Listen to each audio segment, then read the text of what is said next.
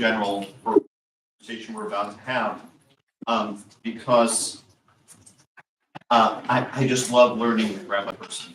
And before we continue, I just want to say how it was an unbelievable joy and pleasure and privilege to have you with us. I know your time is quite limited with all the work that you do as the chief executive of the CCAR. But this has just been very dear to me, and I want to thank you for it. I've been introducing Hara in different ways over the last couple of days, and I've been, choosing my stories so I don't like tell them all at the same time. Before Hara became a rabbi, she was the educator at my synagogue where I was in religious school. And I got to know her as an educator and also as a rabbi. And some of you know that when I was at HUC, I also earned my master's in religious education. Hara was the one who inspired me to do that. I don't think I ever told you that. Because I don't have that degree. I know, but you were the educator. In my head, you did. But I saw a rabbi as somebody who also needed to be a good educator. And Hara was, and still is, but not in that capacity, a phenomenal educator. And I really thought that if I were going to do this rabbi thing well, I needed to also get my degree in education, because I saw a rabbi as also being an educator, because I saw you do both. So throughout my life, Hara has been one of the big inspirations of my life. And when I think back to my childhood rabbis, it's really you, Rabbi Rick Jacobs, and then a couple of others along the way as well, like Swan Wasserman and Serge Lipp. The two of you are at the top of my list were the people in my life as a kid who inspired me to do what I do. So it has been an unbelievable joy and privilege to have Rabbi Person with us. I'm going to stop talking because, as I mentioned, we have a time limit. So one last time, Michelle, please teach us. Thank you. I'm so touched by that. And I told a bunch of things about Philip on Friday night, so I won't repeat myself. But if you weren't there, you can ask your friends. But I can't tell you what a joy it is as a rabbi to have students who you love, even as kids, grow up and become rabbis. Like it is a very particular kind of joy and pleasure, and I take great pride in Philip's successes, almost parentally, not quite. I'm not old enough to be your parent, but almost, but not quite. And and I'm so proud of you. I'm so happy to be here with all of you. And it's nice, I've now seen a lot of you, several times over this weekend, so I feel like getting to know you a little bit, which is really nice. Okay, I'm not gonna stand up, that seems weird. Yeah, okay, good. But let me know if you can't hear and I'll try to project more. Okay, great, thank you. Okay, does anyone here remember the toy Stretch Armstrong? Yeah. So it was a kind of action figure. By the way, it was created by a Jewish guy named Jesse Horowitz, just a fun fact. It's basically a muscular man in kind of a Speedo with gel-filled latex limbs that you could pull and stretch. And the thing about that toy was that you could pull it endlessly. Maybe you on one side, your siblings on the other. You could wrench it in different directions. You could angrily try to assert dominance with the limb in your grip. And the thing just wouldn't break. And in some ways, it's a perfect metaphor for the Jewish people. We've been tossed and buffeted around for so much of our history by those in control over us. And internally as well, we've fought with each other. We've disagreed about Jewish practice, theology, liturgy, destiny, and so much more. And yet, we haven't broken, right? We've remained one people, even as some of us headed one way and another that way. I spoke on Friday night about what can unite and bring us together, but this is kind of a part two, sharing a concern about what could potentially tear us apart if we're not careful, and about what we allow in and accept in our community and what perhaps we don't. I imagine you're familiar with the prayer Ma Tovu, right? It comes from the Torah. It's one of the places in our liturgy where we have actual Torah texts that sort of dropped into our prayer service. Balaam is sent to curse the Israelites, but as he looked out upon the community gathered in the distance, he's so overcome by the beauty of this godly community that instead he's compelled to offer a blessing. Ma tovu ohalecha Yaakov. How beautiful are your tents, O Jacob, your encampment, O Israel. And he goes on to praise the God of the Israelites and their place of worship in kind of a plot twist. Our tents and our places of worship are indeed beautiful and awe-inspiring. And so is the thought that we have survived for all these many years and generations. We've been through so much, and here we still are, and it's pretty amazing. And yet, there are tremendous differences within the Jewish community. Now, perhaps it's nostalgic to think that once upon a time we were all loving and respectful of each other, right? I see you're nodding your heads, exactly. That's kind of a rose-colored glasses way of looking at the past. Even the, early rabbis disagreed mightily with each other, and that's actually some of what, if you study Talmud, you see that there. The arguments are enshrined in the Talmud, and that's actually kind of a beautiful thing too, that we have this history of disagreement that is passed down as sacred text. Like that in and of itself is a lesson right there, right? Some level of disagreement is baked into our DNA. But how much is too much? Or to put it another way, is there such a thing as too much? I suspect that many of us grew up being taught about Klal Yisrael, the idea that all Jews are one, that we have this sort of general, this polity of Jews, and that we're all deeply interconnected and we have a shared fate, right? The concept of Klal Yisrael dovetails with the idea of Klal Yisrael Aravim Zeh B'Zeh, that all Jews are responsible for each other and must help each other. Again, that our destinies are entwined. And growing up as I did in Brooklyn, and by the way, I did not grow up in what might be called Jewish Brooklyn. Okay, I grew up downtown Brooklyn, not Jewish, certainly not in those days.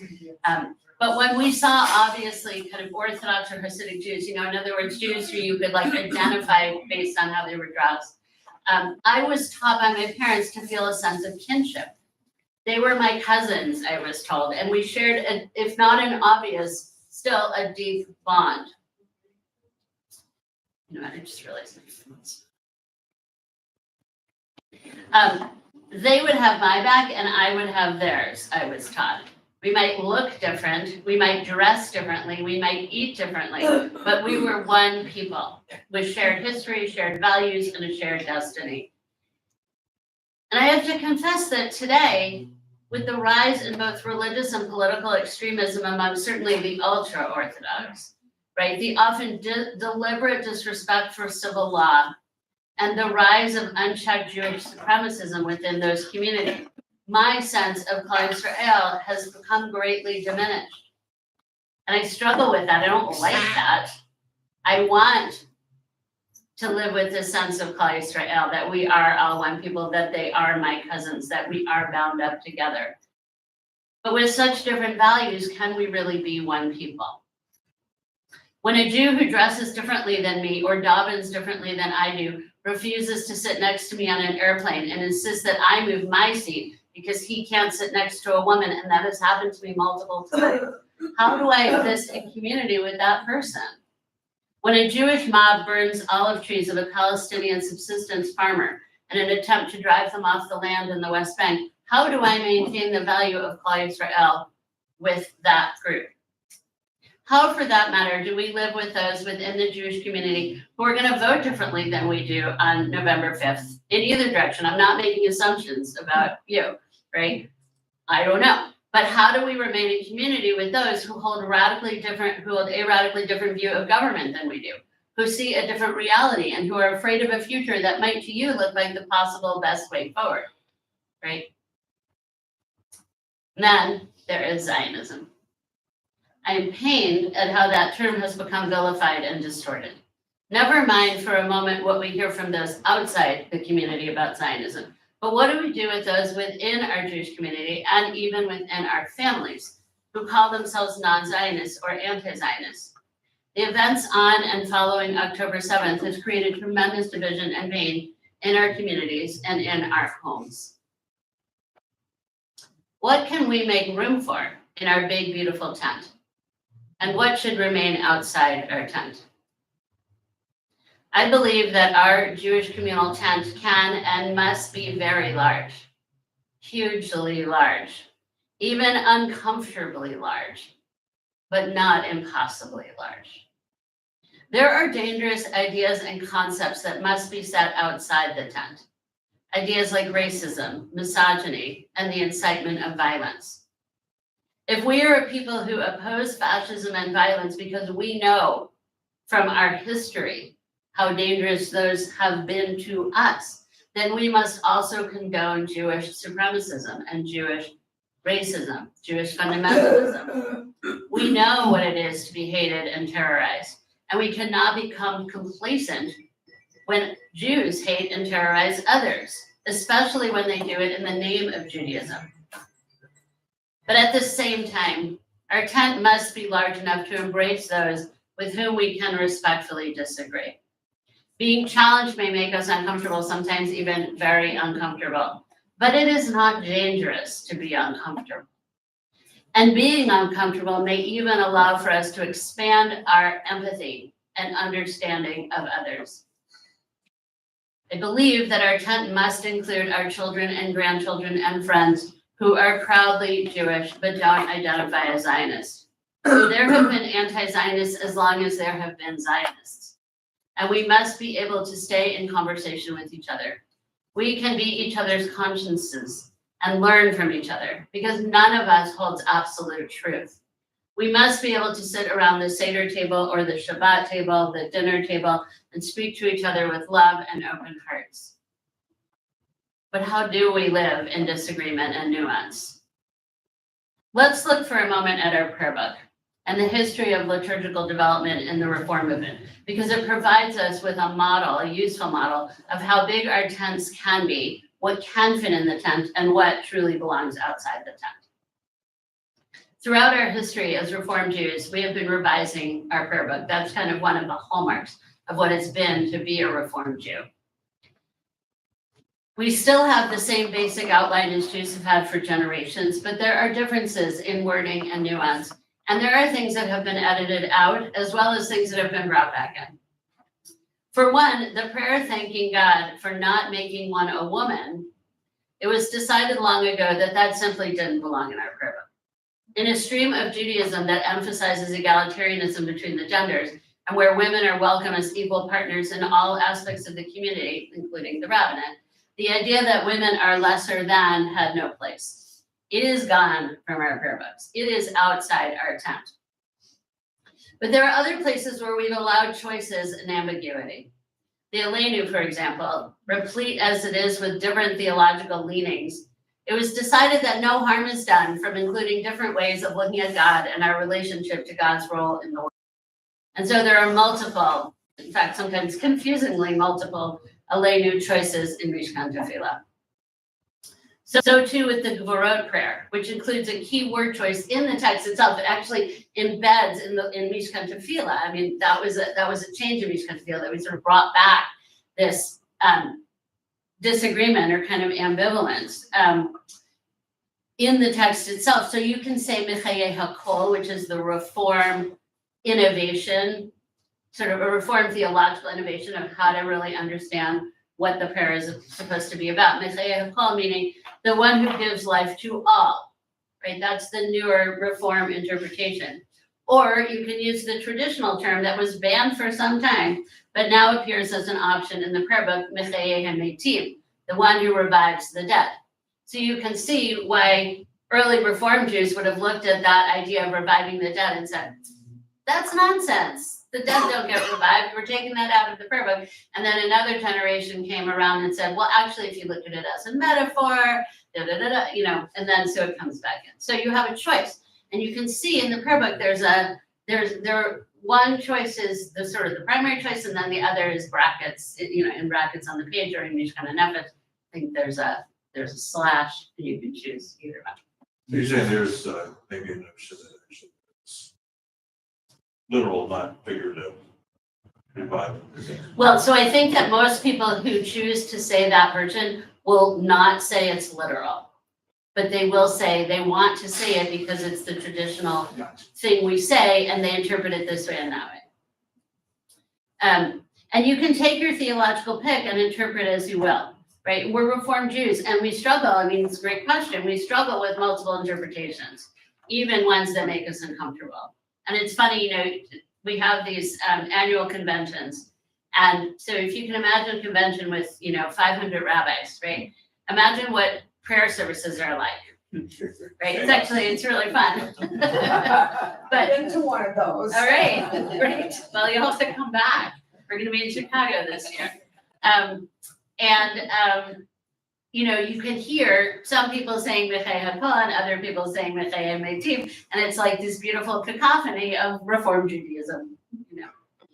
Our struggle as a Jewish community may feel new and overwhelming right now, but generations of Jews before us have struggled with these questions. Okay? At various key moments in Jewish history, ideas have arisen that have felt dangerous or challenging.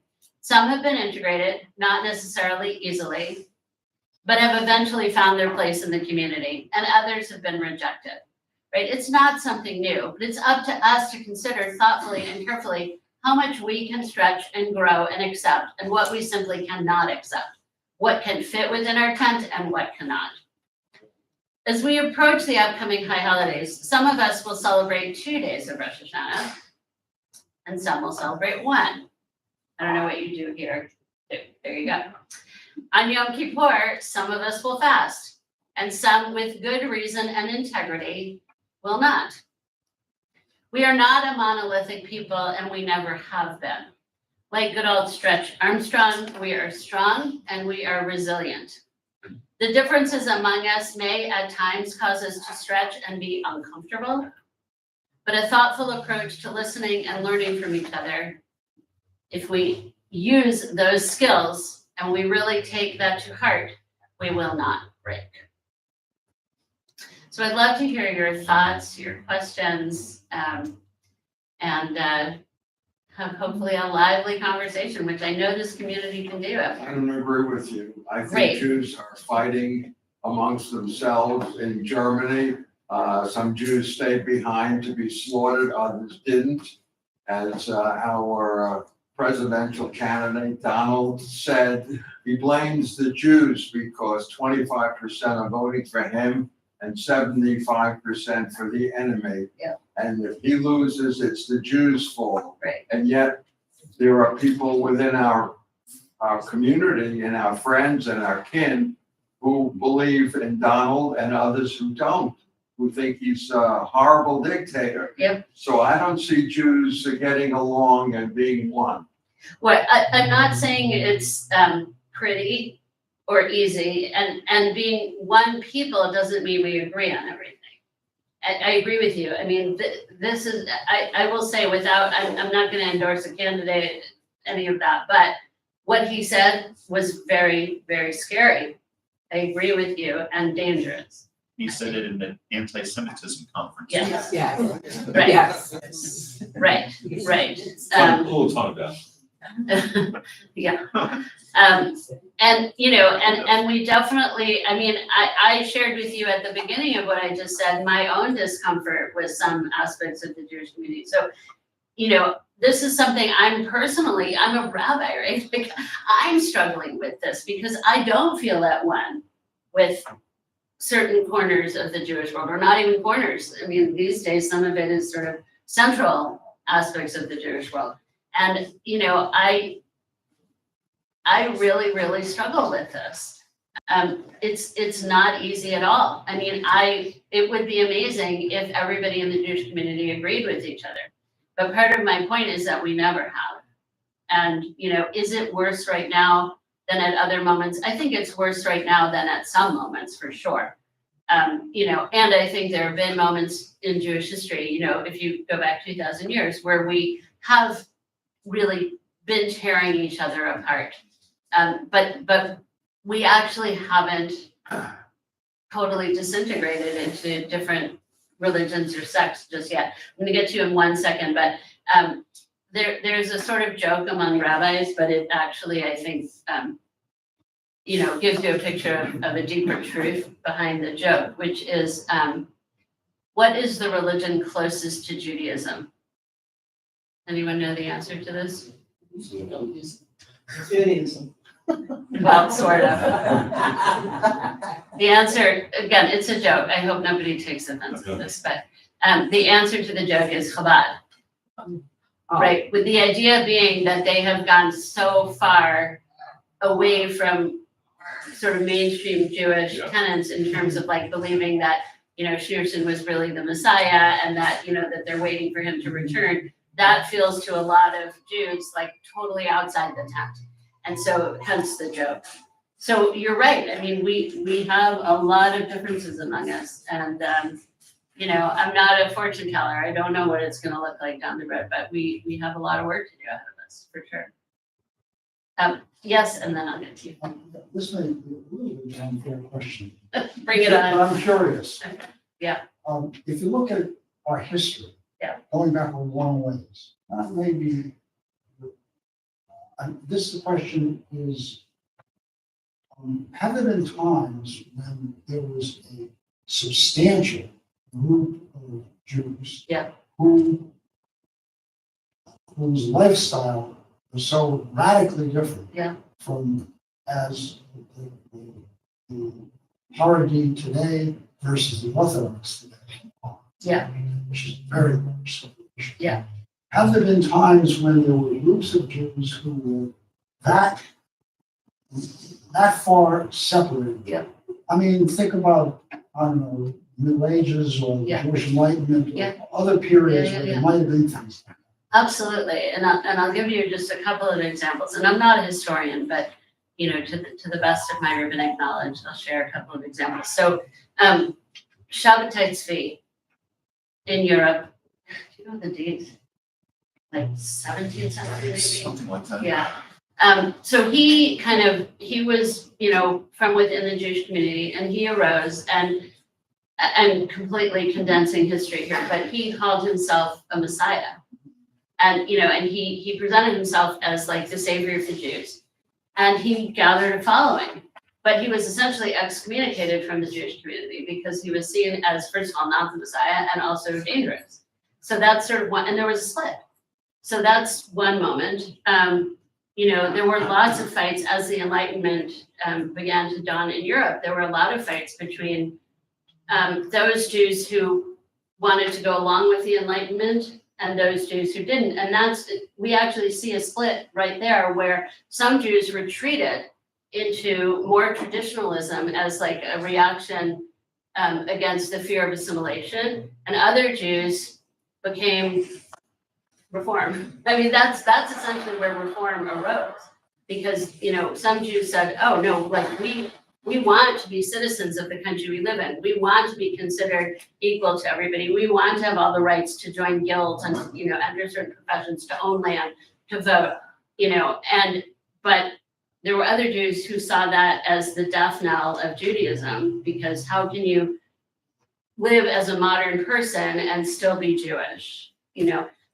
So there was a break there, and in some ways, there are those in the Orthodox world. Let's say the Orthodox world is huge and it's broken into many components, right? But there are still some in the Orthodox world who see us as those renegades who broke away from real Judaism. So there have definitely been moments throughout Jewish history, and it's still going on today. In the Orthodox world, there are some who see the ultra-Orthodox as those who have gone too far. There's an example I love that has to do with stockings, women's stockings. So if you observe in a very ultra-Orthodox community, some women wear stockings that have seams down the back, right? They're like heavy, opaque stockings with the seam. And why? Why a seam? It's sort of, it's meant to be a sign of like extra piety. Because if you can see the seam, then it's not really her legs, no matter that legs could never be that color or whatever, right? But, or that texture. But the seam is an indication that, this person is following the strictest possible rules of piety and modesty for women. What's interesting about it is that their grandmothers, and in many cases their mothers, did not wear those kind of stockings. It's become a sort of adding on and adding on and adding on, extra layer after layer after layer to show how pious and how dedicated they are to following the mitzvot to such an extreme. I mean, this is my commentary, right? But I would say to such an extreme where their own mothers and grandmothers didn't feel the need to do it. But, they're kind of this push ever further and further into extremes. So I think there are lots of examples throughout history. Yeah. Yeah, I actually have a comment. Right. I really like what you're saying. It's one of the things that I've always lived by, I think, is I hope is space means the human differences. And I think there are so many alive. They don't have to lead to us. Yes. Well, that is the aspiration.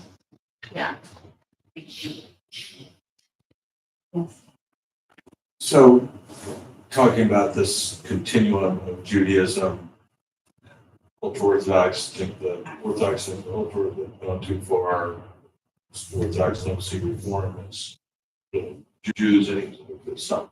So I'm interested to hear your comment on what are really, in your view, the boundaries. I think I've heard Rabbi say, Messianic Jews are not Jews. Correct. I mean, if you believe Jesus Christ was our Lord and Savior, I'm sorry. Right. You're not Jewish. Right.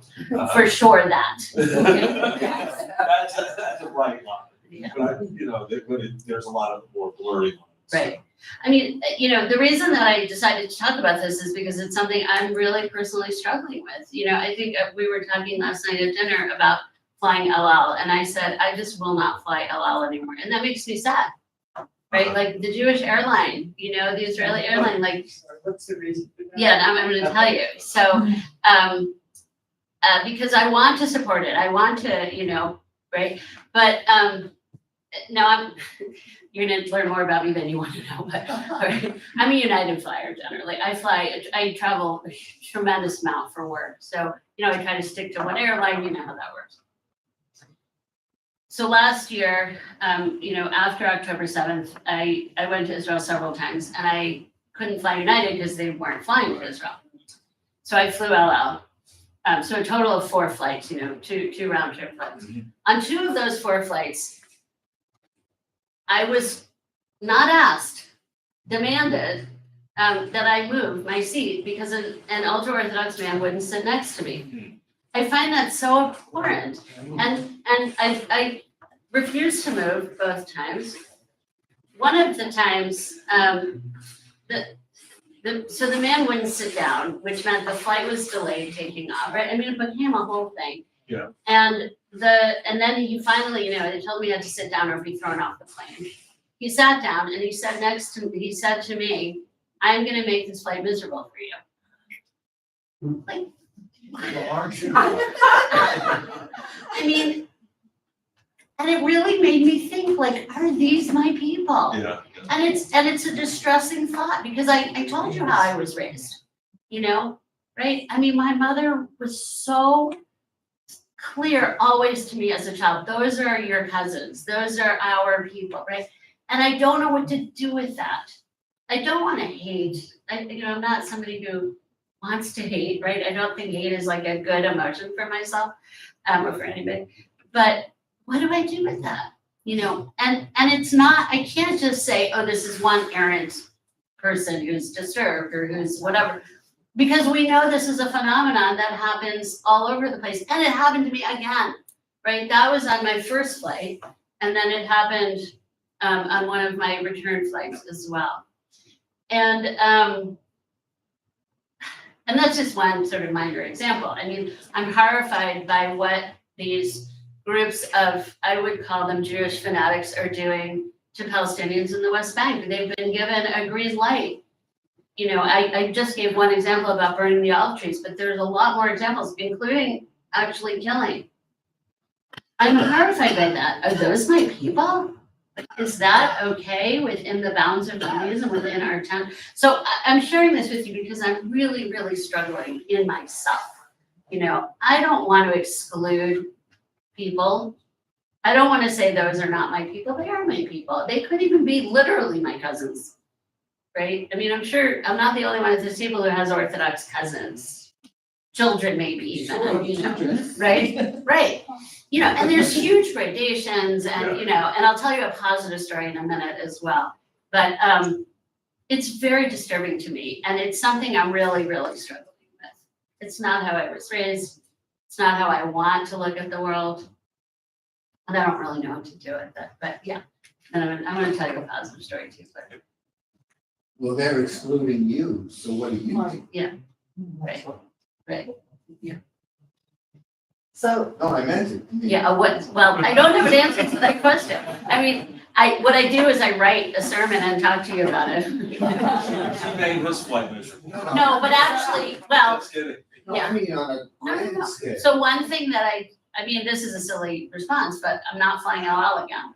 You know, I'm going to Israel in January, maybe with Phil, I don't know. And I'm flying United, even though United's not flying direct flights anymore. And I hate taking non-direct flights, but I'm doing it. I'm going through Europe because I will not fly El Al. So that's just a silly thing. But on a deeper level, Did you report this to El so actually, I will say the staff was really good. One of the what do you call them? Thank you. I'm showing my age because I want to say stewardess and I know that's not right. You're my friend. She came over to me and she said, "This is not on you.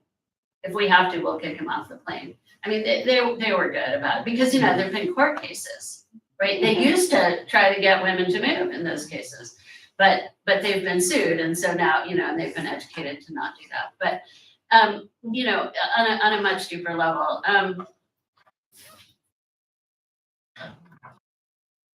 you know, it's so interesting because, so my kids are almost 30 and 32, and they have not been raised the same way that I have in that regard. I couldn't in good conscience raise them with the idea that like, we are all cousins and we are all one. We are all one on one level. I mean, they know that, but they don't struggle as much as I struggle with this because they see the differences. They're more comfortable with the differences. That is to say, they're more comfortable at saying those are not us. They may be Jews, they're not us. And I mean, it's an interesting generational issue, you know. But I think one of the things that I do is I try to build bridges where I can. And there are people I am just not going to be able to build bridges with. But I'll tell you one really positive thing, which maybe in part answers your question. So one of the things I've been wanting to do since I've been doing the job that I have now for 5 years, which is to say, year 1, COVID, year 2, COVID, year 3, some internal complicated stuff going on in the reform movement, year 4, the war in Israel, like this or whatever, I'm not counting it properly, but you know what I mean. Which is to say, most of the time that I have been in this job has been bouncing from one crisis to another. And so there are things that I haven't been able to do that I wanted to do, but I just did one of those things that I wanted to do for 5 years, which is I convened a meeting of all the heads of the rabbinic organizations to come sit around a table for a day and talk. What do we have in common? Where do we have differences? What are we struggling with as organizations? What are our rabbis struggling with? How can we collaborate to strengthen the Jewish world? So we had the conservative movement was there, the Reconstructionist movement was there. I represent obviously the Reform movement, and we had the modern Orthodox rabbinate, the RCA. It was amazing. Now, if I invited, you know, a much more right-wing, and I mean right-wing religiously, right, rabbinic organization, they wouldn't have come. But this guy representing the RCA came and sat with us for a day, and we shared so openly the you know, discussion about these questions, and it was amazing how much we actually had in common. All of our rabbis are struggling with the same thing. It doesn't matter if they're Orthodox or Reconstruction, it doesn't matter. We're all trying to do the same, we're trying to provide the same kinds of support for our rabbis. We're the biggest rabbinic organization. We have 2,200 members. The conservative has about 1,600. The modern Orthodox has about maybe a little bit less than that, but more or less. And the Reconstructionist is about 50. So we're very different in terms of size. But the four of us represent the rabbinate of America, other than the ultra Orthodox, right? Or even the sort of whatever, I don't even know this terminology. But it was amazing. We represented 5,000, 6,000 rabbis. So it was amazing to have this conversation and to begin to think about what we might be able to do together for the rabbinate, for you, right? Because that's ultimately the point. When we strengthen and support rabbis, we're strengthening and supporting the Jewish community. So I felt very encouraged by that. So that's all to say, I think that we have to build bridges where we can, and there are going to be people we can't build bridges. Like I'm not going to be able to build a bridge with the guy I sat with on the airplane. But did you try? That was my question. Well, Can you say to somebody when he sits down, can we talk? No. The worst he can say is, no, I won't talk to you. But Yeah. their religion doesn't say they can't talk to a woman necessarily.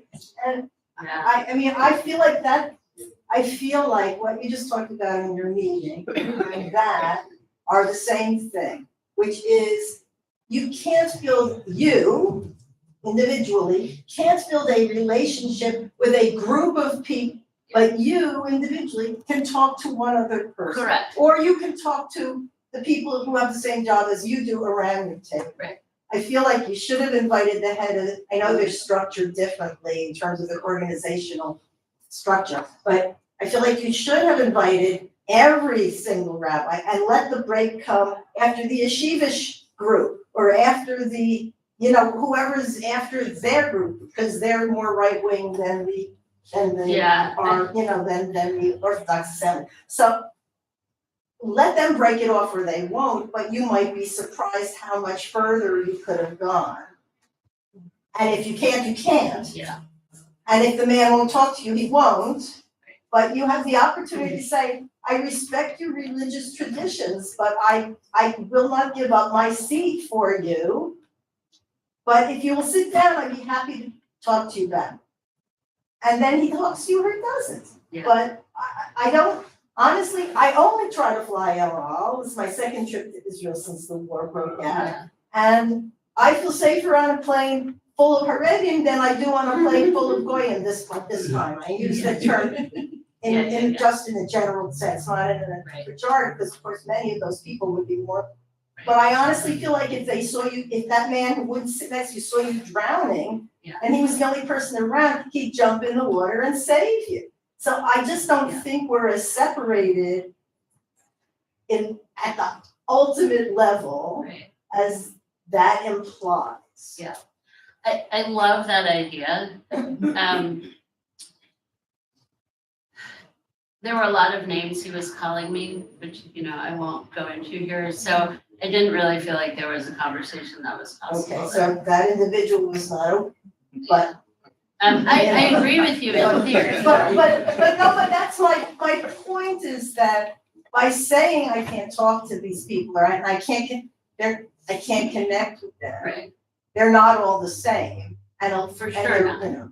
No, I absolutely. They're individuals too. Yeah, no, I absolutely recognize that. And my comment about LL, I'm not here to give a plug for United. I don't, right, that's not my point. But if it had happened once, okay, may I let you know? All right. But because it happened twice, like within a short amount of time, it just made me feel like, why am I gonna put myself through this again? I can understand. I would be sick to my stomach for weeks afterwards, to tell you the truth. So it's easy enough for me to say you should have tried to talk to him. But I would have been really internally distressed. I think I see your hands and I'm gonna get to you, I promise. But I wanted to just address the other part of what you said. I've been working in the Jewish community representing the reform movement for something like 26, 27 years. And one of the things that I have found is that there are groups and organizations and institutions with whom it is wonderful to build bridges, and surprising sometimes who will build those bridges with you. And also very hurtful that there are other institutions and organizations and people who won't. So just as a quick example, because I worked in publishing for 21 years, there would be times where we would, we would find something wonderful in a book published, for example, by Cincino Press, which is an Orthodox press, or I'm blanking on the big Orthodox publisher. Art Scroll, right? And, and we would write to them, can we get permission? Very standard in the publishing world, right? Like, can I have permission to use this, and we'll pay, like, whatever we have to do. And they would not let us use their material because we were a Reform Movement publisher. So it's so complicated. I mean, I totally agree with you. And sometimes I also have to be a realist about like where we can build those bridges. But I believe in building bridges, right? So ultimately, I am still an optimist in all of this. Can I ask what you guys Okay. did agree on? Sorry. You said you had the four people, the four rabbis Yeah. round table, came to some mutual understandings and agreements. Oh. Can you talk about what those are? Well, it's very preliminary. Because we're gonna have subsequent meetings because, we love to meet, right? Everyone, lots of meetings. One of the things we talked about, so this is very granular, so it might not be that interesting, but we run an interim training program. And that is, so we always recommend when congregations have a rabbinic transition, especially a senior rabbi transition, that they hire an interim for a year, depending on how, some congregations are really in crisis and they need someone for 2 years, right? But so we train rabbis to be able to be interim rabbis, because you can't just walk in and sort of say, hi, I'm the interim. You have to like have training and, really know what you're doing. So we run a program which is very successful. And, but again, we're a much bigger organization. So one of the things that I offered them was, if you have people you want to send to our interim training program, like you don't have to recreate the wheel. We've got the program. It's up and running now for a long time. We have a critical mass of people who take the program. You can join us. So that's just one example. But I think we're actually talking about trying to do like a 2-day summit meeting where we'll have like leadership from all 4 organizations come together and really talk about, this is a much bigger piece, the changing role of the rabbi and like how we need to properly prepare rabbis for the 21st century, because none of us are doing the work that we were trained to do in rabbinic school. And that's actually a huge issue, which I could talk about at length another time, but right. So, those are just two different kinds of ideas. Going back to your comment about the West Bank, so I'm reminded of a conversation I had with a woman named Paula Thier about 47 years ago on justice. And, she was challenging me on, following Judaism. She was Jewish, but totally rejected. So, well, most of the wars through humankind have been fought under the banner of religion. I'm not sure if that's a true statement or not, because plenty of wars have been fought, not under the banner, but a lot have. And so when you talk about, killing these people, burning them trees, say a society, multiple societies, a civil society, post Sodom and Gomorrah, you got a rule of law. I don't care who you are. Islam, you're Jewish, you're atheist, you're whatever. You don't kill people. So that supersedes any religion as far as I'm concerned. We say, well, that's part of our religion. Well, the Christians will say that's part of our religion too, thankfully. But people, under the aegis or under the banner of, well, I'm doing this for religious reasons is bullshit. So I would say that, and this is never going to happen, but it would be aspirational that all religions say there are things that are reprehensible. Put people on buildings, kill babies because they're the wrong sex.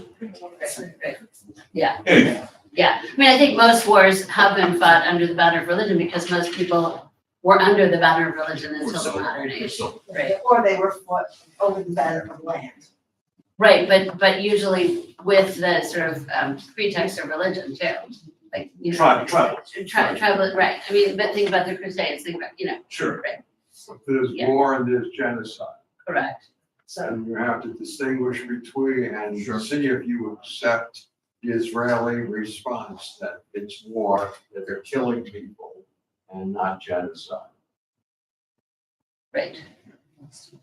Yeah, I think you have the basic problem. The basic problem is you're fighting an enemy that mixes the civilian population, Yeah. and the military. Yeah. so when it's totally, this is a totally different question, Okay. it may or may not fall under your rubric of Big Ten. Yeah. But I'd suggest your publishing expertise Okay. and experience.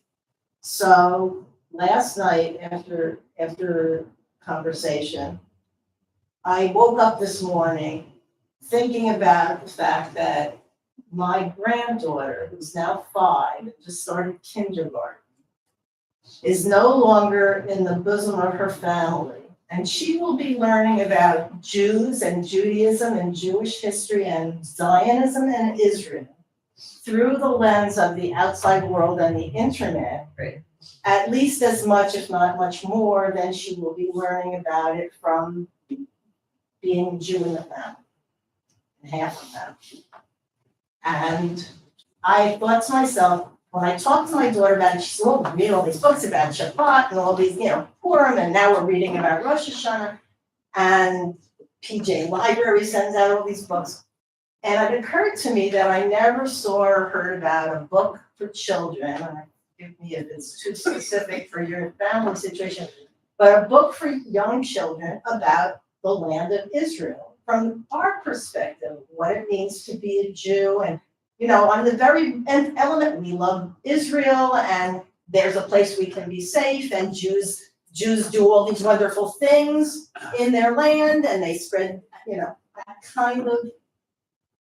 that kind of Zionism Yeah. for your children. So I got up and I Googled books for children on Israel. Every single response that Google gave me was about Israel and Palestine.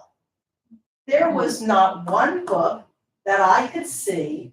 I mean, I didn't go through all the pages. It's like Behrman House doesn't have one. None of these Jewish somebody must have published books for children that talk not about being Jewish per se, but about Israel. So I couldn't find them. Yeah. And the idea that, how big is our tent? Our tent now includes the rest of the world who's gonna tell us what it means to be a Jew, which totally conflicts with what I might think it means to be a Jew.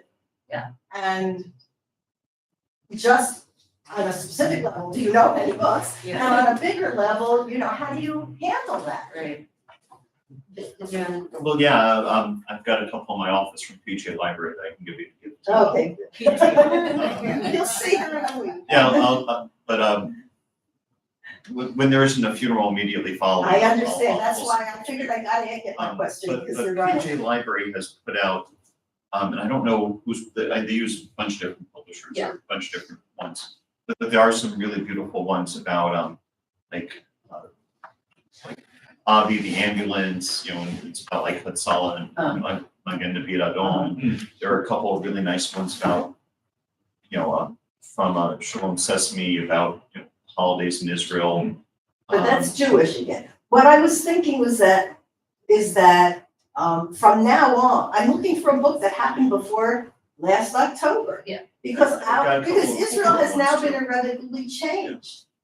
But what we grew up knowing about Israel, the Israel we hopefully all have visited in the past, stood for some kind of idealism in a way that now we're in a hugely different time that might last an indefinite number of years. And that's the deeper question what you're asking too. I published one maybe 15 years ago called My Cousin Tamar Lives in Israel. Yeah. So I don't know if it's still in print, because Behrman House owns the rights to it now, but you can see it. Got it on the shelf. Oh, you do? Okay. Yeah, of course I can. But, now the idea that every child who grows up is gonna learn about Israel, always reflected in terms of the Palestinian struggle, is not that's already a whole different topic. To kind of be joking just for a little bit, I kind of want to answer and say, that's why you need to make sure Juniper goes to a URJ camp. And religious school, yeah. please talk to my daughter. But, one of the things, so I was watching some of this kind of unfold through Allison, who was an assistant director at Crane Lake Camp. There were a lot of conversations the camp movement was having about what's going to happen this summer at camp. And are we going to get a lot of anti-Zionism, and how do we handle that, or how do we approach it? And they sent out a letter saying, to all the parents and to also the staff, this is how we understand Zionism. This is what we're going to be teaching your children, talking about. And if it falls outside of this, then maybe you want to not work here. Maybe you want to, one of the things that was really incredible, all of the Israeli shluchim that were coming to camp were really kind of scared about what they were going to get. I was talking with Omri, who is the song leader.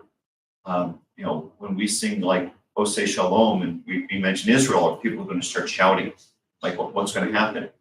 And instead, when we were singing like the Camp Alma Mater, and it deals with like Jewish pride in Israel, the kids were shouting, Jewish pride, Israel, every Shabbat we sang Hatikva.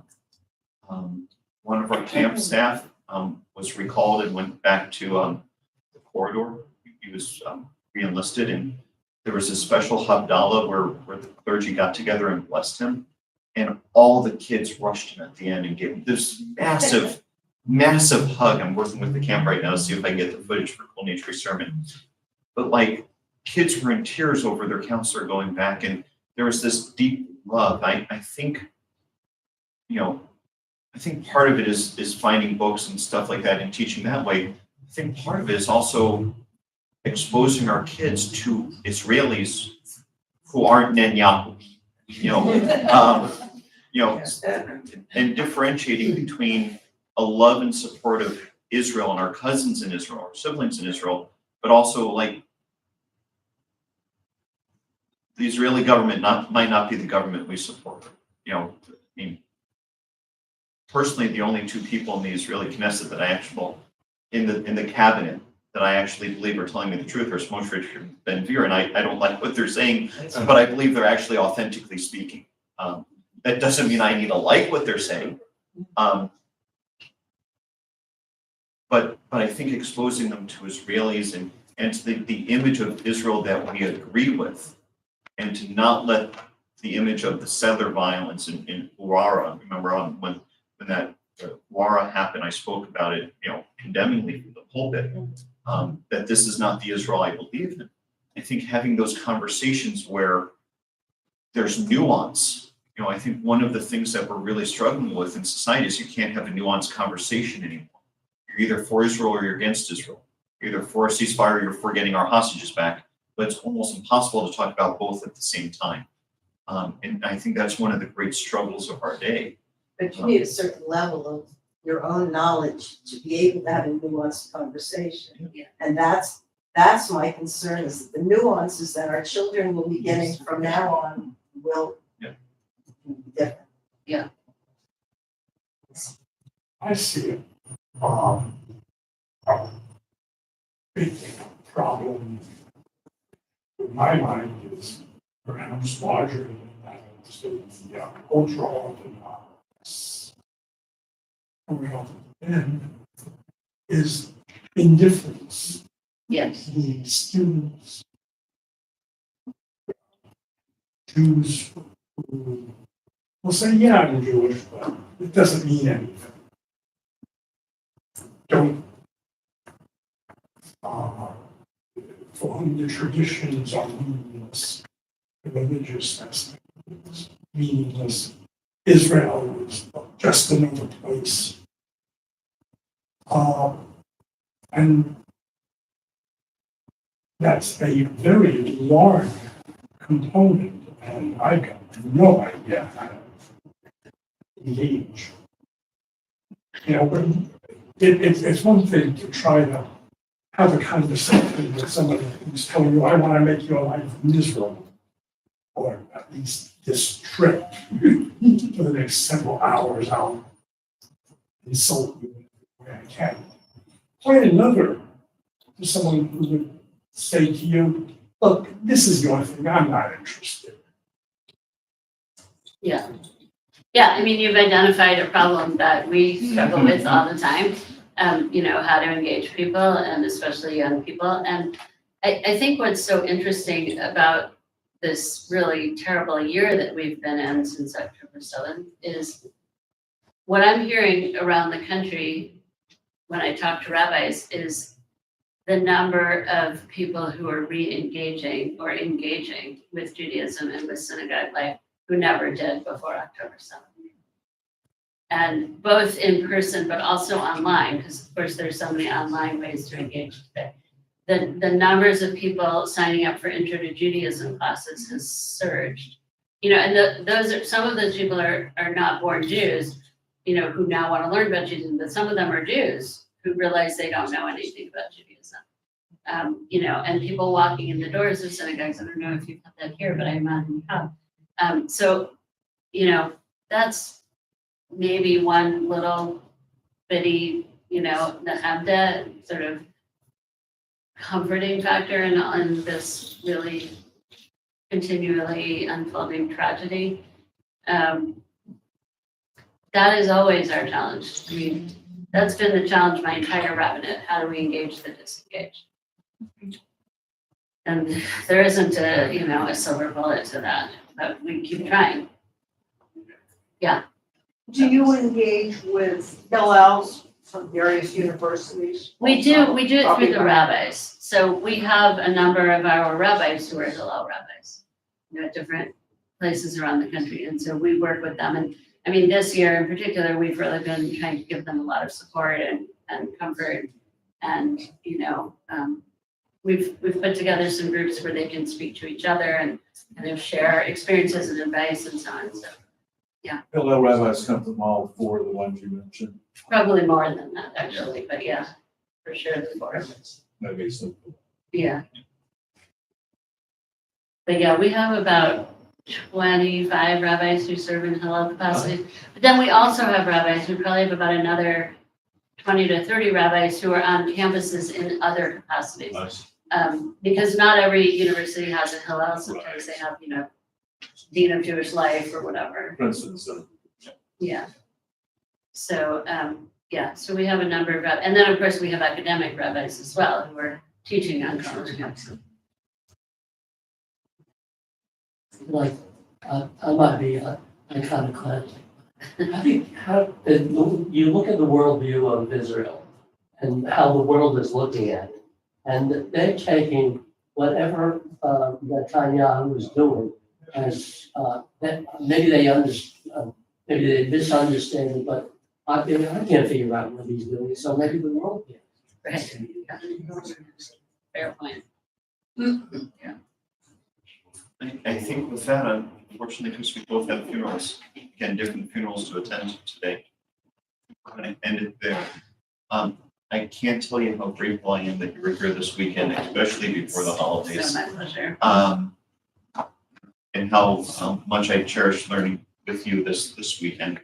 I think we all this morning have talked about some really difficult things and some things that as a community we are really struggling with. And it's good to struggle with it all together and to be a part of it and to know that we're not alone in the struggle and this wrestling.